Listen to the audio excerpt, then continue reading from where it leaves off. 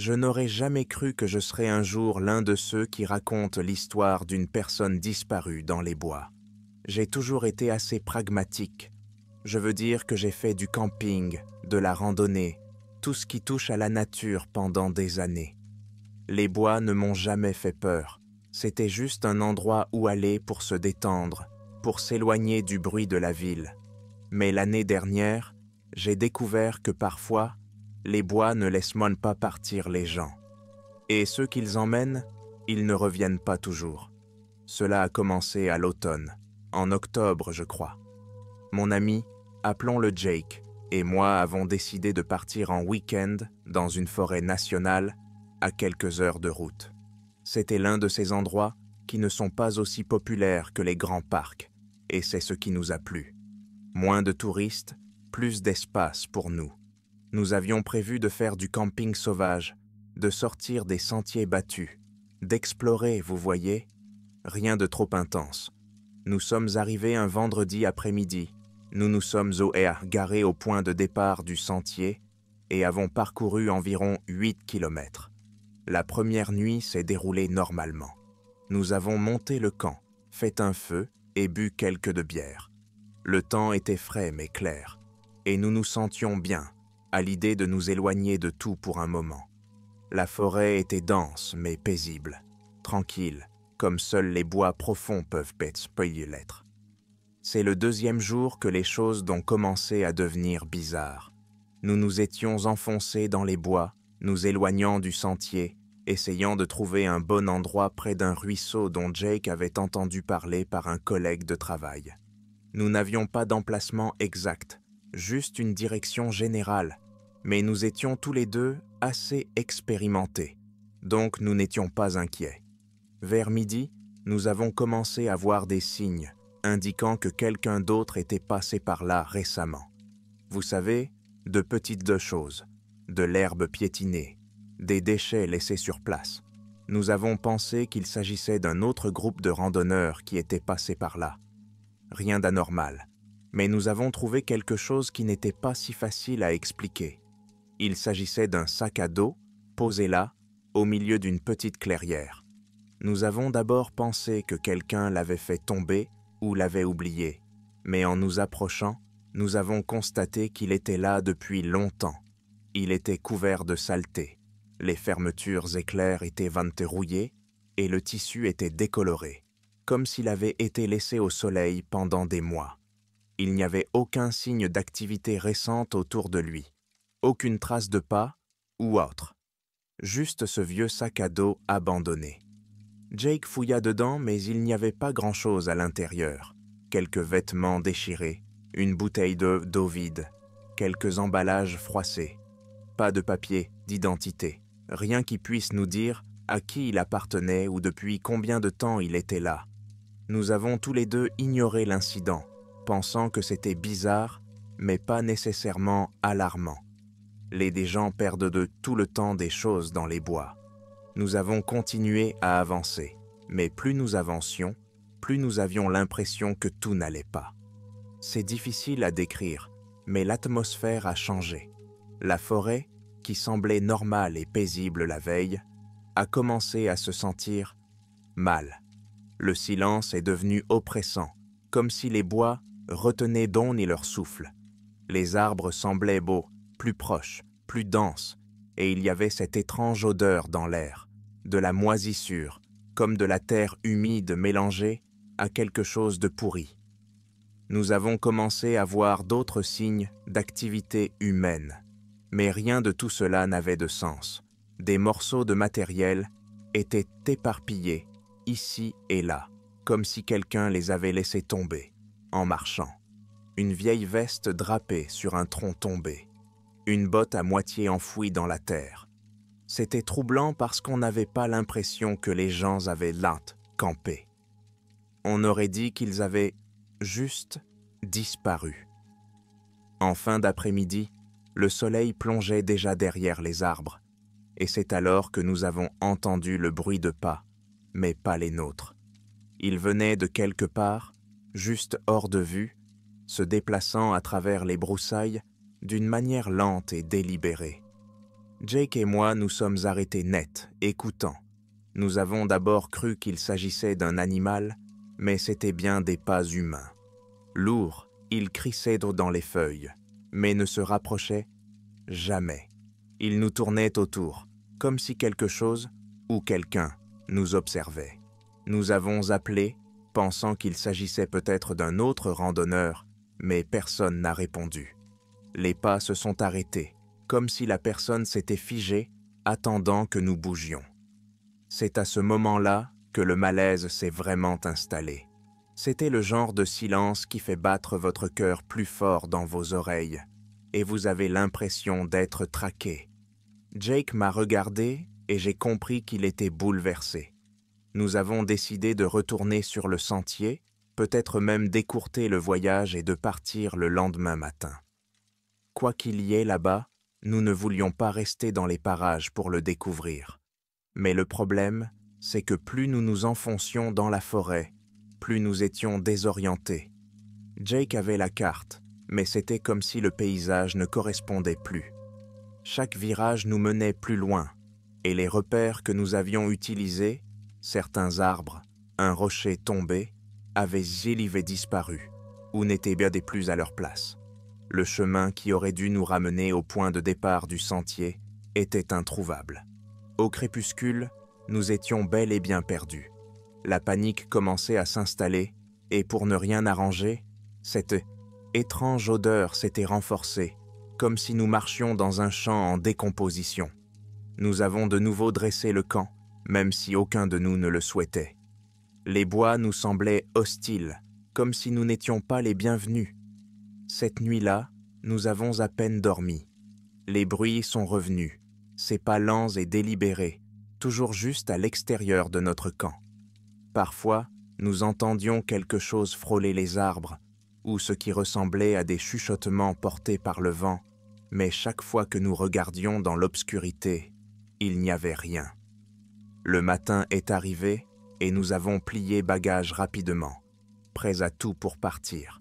Mais alors que nous levions le camp, nous avons remarqué quelque chose d'encore plus étrange. Le sac à dos, celui que nous avions trouvé la veille, sale et usé, était maintenant posé juste devant notre tente. Je vous jure que c'était le même. Personne ne l'avait déplacé, et aucun de nous ne l'avait touché depuis que nous l'avions vu pour la première fois. Jake paniquait, marmonnant que nous devions partir maintenant. Nous avons commencé à marcher, sans même être sûrs de la direction que nous prenions. Tout ce que nous savions, c'est que nous devions continuer à avancer. Les heures se passèrent et la forêt devint de plus en plus sombre, dense et oppressante. Nous avions l'impression d'être engloutis par la forêt. À la mi-journée, nous sommes tombés sur quelque chose qui nous a stoppés net, une vieille tente en lambeaux. Elle était effondrée et envahie par les lianes, comme si elle avait été abandonnée depuis des années. Mais à l'intérieur de la tente, il y avait des vêtements, des emballages de nourriture et un carnet, tous éparpillés comme si quelqu'un était parti à la hâte. Jake ramassa le carnet et le feuilletai. Les pages étaient abîmées par l'eau, mais nous pouvions encore lire des bribes de ce qui était écrit. C'était un journal, et d'après ce que nous pouvions dire, il appartenait à un groupe de randonneurs qui avaient disparu il y a des années. Ils avaient écrit qu'ils se sentaient observés, qu'ils entendaient des bruits étranges la nuit et qu'ils s'étaient perdus, tout comme nous. Les dernières entrées étaient frénétiques, presque illisibles, parlant de quelque chose dans les bois, quelque chose qui ne les laissait pas partir. Jake a laissé tomber le carnet, les mains tremblantes. Nous avons alors compris que nous n'étions pas seulement perdus. Les bois nous avaient mis à vos prix, tout comme ils avaient pris les gens avant nous. Cette nuit-là fut la pire. Les pas sont revenus, plus forts cette fois, plus proches. Nous pouvions entendre la respiration, lourde et irrégulière, juste au-delà de la lumière de notre feu de camp. Chaque bruissement de feuilles faisait battre mon cœur, et j'étais sûr qu'à tout moment, quelque chose allait sortir des arbres et nous entraîner. Jake voulait courir, s'élancer à travers les bois dans n'importe quelle direction, mais je l'ai convaincu de rester sur place jusqu'au matin. Courir à l'aveuglette dans l'obscurité, c'était comme demander à mourir. À l'aube, nous avons plié bagages en silence, nous parlant à peine l'un à l'autre. Je n'avais qu'une idée en tête, sortir, retourner à la civilisation et laisser cet endroit derrière moi. Mais à mesure que nous marchions, la forêt semblait se tordre et se déplacer autour de nous. Quelle que soit la distance parcourue, nous avions l'impression de tourner en rond. Les arbres, le terrain, tout semblait faux, comme si la forêt se jouait de nous. Après ce qui nous a semblé être des heures, nous avons trébuché sur le sentier. Mais lorsque nous avons vu le point de départ du sentier, nous n'étions pas soulagés. Il était différent, envahi par la végétation, comme si personne ne l'avait emprunté depuis des années. La voiture que nous avions empruntée n'était plus là. Le terrain était vide, la chaussée fissurée et couverte de mousse. C'était comme si le monde avait oublié que nous étions passés par là. Nous avons marché, engourdis, jusqu'au poste de garde forestier le plus proche, ce qui a pris une autre journée. Une fois arrivés, nous leur avons tout raconté. Les personnes disparues, les bruits étranges, le sentiment que la forêt elle-même s'était retournée contre nous. Ils nous ont écoutés, mais je voyais bien qu'ils ne nous croyaient pas. Ils ont dit que les gens se perdaient tout le temps dans les bois, surtout lorsqu'ils sortaient des sentiers. Mais le regard du garde forestier, quand nous avons parlé de la tente et du journal, cela m'a dit qu'il savait quelque chose, mais il ne le disait pas. Jake et moi ne sommes jamais retournés dans ces bois. Nous n'en avons pas beaucoup parlé depuis, mais je ne peux pas m'empêcher d'y penser. Nous avons failli devenir une histoire comme une autre, un autre couple de randonneurs disparus dans les bois que l'on n'a jamais revus. Si vous lisez ceci et que vous prévoyez une excursion dans l'arrière-pays, rappelez-vous, parfois, les bois ne vous laissent pas partir, et lorsqu'ils prennent des gens, ils ne les rendent pas toujours.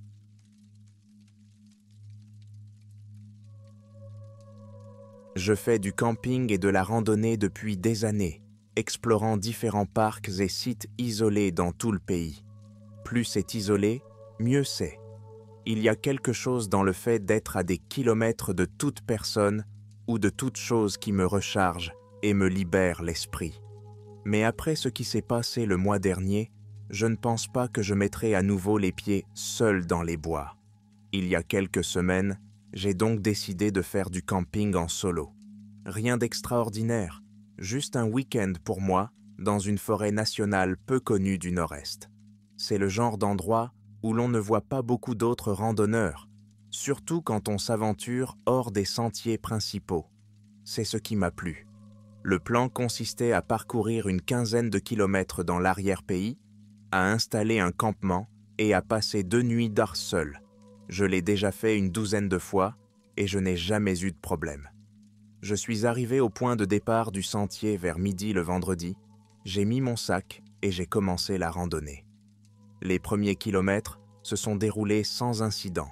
Une forêt calme typique, la lumière du soleil filtrant à travers les arbres, quelques oiseaux ici et là.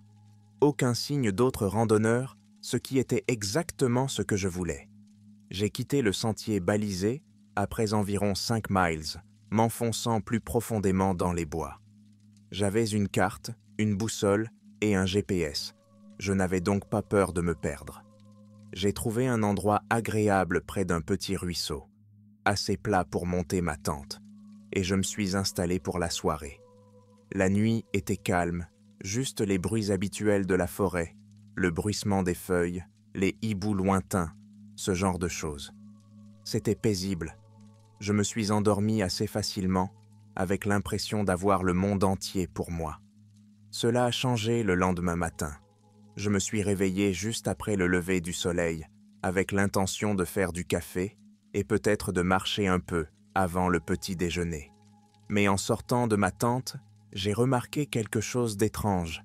Il y avait des empreintes de pas dans la terre, à quelques mètres de l'endroit où j'avais installé mon camp. Ce n'étaient pas les miennes, et elles étaient fraîches.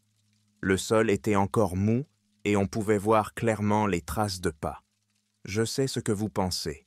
D'autres randonneurs, n'est-ce pas? Peut-être que quelqu'un est passé par là pendant la nuit. Mais il ne s'agissait pas d'empreintes ordinaires. Elles étaient pieds nus et grandes. Bien plus grandes que les miennes ou que celles de n'importe qui d'autre. Les empreintes partaient du bord du ruisseau, faisaient le tour de mon camp, puis disparaissaient dans les bois. Je suis resté là pendant 1 minute, fixant les traces, essayant de leur donner un sens. Qui pouvait bien se promener pieds nus aussi profondément dans les bois? Et pourquoi tourner autour de mon camp comme ça? J'ai vérifié les alentours, mais il n'y avait personne en vue. La forêt était complètement immobile.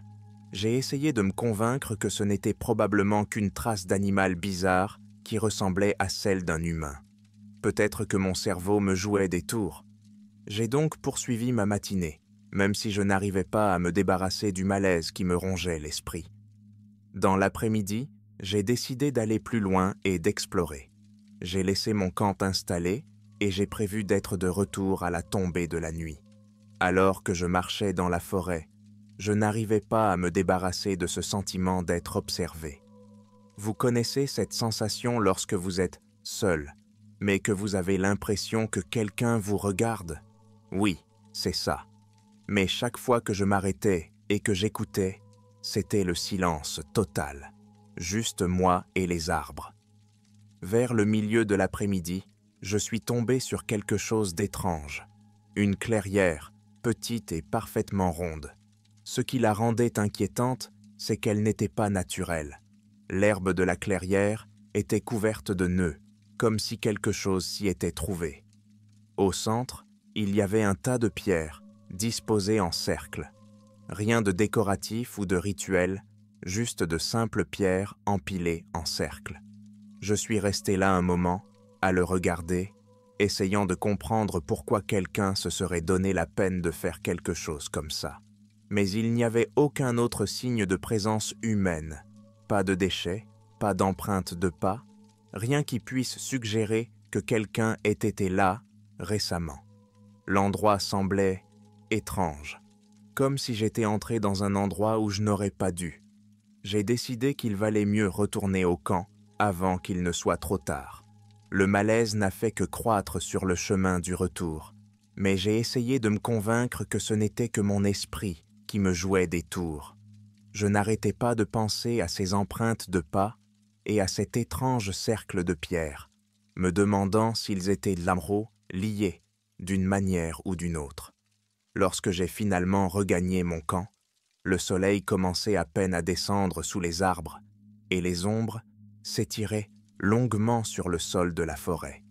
C'est alors que je l'ai entendu. Des voix, faibles, juste à la limite de l'audible, venant de quelque part au fond des bois. Au début, j'ai pensé qu'il s'agissait d'autres randonneurs, peut-être des retardataires, qui installaient leur campement. Mais plus j'écoutais, plus c'était étrange. Les voix n'étaient pas justes, elles étaient trop basses, comme si elles se répercutaient dans les arbres, venant de toutes les directions à la fois. Je ne pouvais distinguer aucun mot, juste ce murmure étrange et lointain qui me donnait froid dans le dos. Je suis resté immobile, m'efforçant de mieux entendre, mais les voix ne devenaient ni plus fortes ni plus claires. Elles sont restées à ce même murmure doux, tournant autour de moi, ne se rapprochant pas, mais ne s'éloignant pas non plus. J'ai pris ma lampe de poche et j'ai balayé rapidement la zone, mais il n'y avait personne. Il n'y avait que les arbres et le ciel qui s'assombrissaient. J'ai essayé de me secouer à nouveau. Peut-être était-ce le vent ou les arbres qui craquaient, même si je savais que cela n'avait aucun sens. Mais à la tombée de la nuit, les voix sont restées. Parfois, elles devenaient plus fortes. D'autres fois, elles s'estompaient mais elles et ne s'arrêtaient jamais complètement. Lorsque je me suis glissé dans ma tente, j'étais officiellement paniqué. J'ai bien fermé la tente et gardé ma lampe de poche à portée de main, mais le sommeil n'a pas été facile à trouver. Chaque fois que je pensais m'être endormi, les voix reprenaient, me replongeant dans cet état de demi-sommeil. Puis, au beau milieu de la nuit, je me réveillai avec quelque chose d'encore pire. Des bruits de pas, juste devant ma tente, lents, délibérés, crissant à travers les feuilles et s'arrêtant juste à côté de moi. Mon cœur battait la chamade et j'avais du mal à respirer. Les pas ne faisaient pas que passer. Ils m'encerclaient, tout comme les empreintes que j'avais vues ce matin-là. Je suis resté là, figé, écoutant ce qui se déplaçait autour de la tente, son ombre passant sur le tissu dans la faible lumière de la lune. Je voulais prendre ma lampe de poche, mais j'avais trop peur pour bouger. Je ne voulais pas savoir ce qu'il y avait dehors. Les pas se sont arrêtés, et pendant quelques minutes, tout est devenu complètement silencieux. J'ai pensé que peut-être, juste peut-être, il était parti.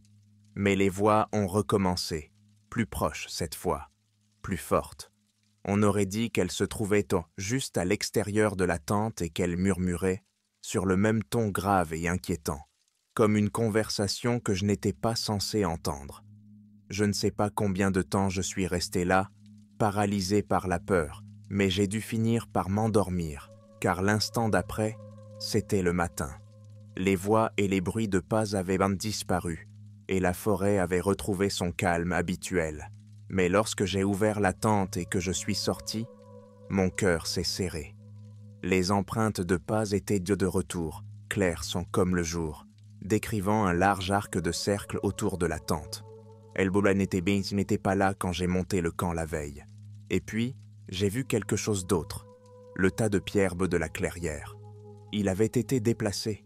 D'une manière ou d'une autre, au milieu de la nuit, quelqu'un ou quelque chose avait pris cet étrange cercle de pierres et l'avait placé juste à l'extérieur de mon camp. C'était fini pour moi. J'ai remballé mon matériel en un temps record et j'ai commencé à marcher vers le point de départ du sentier.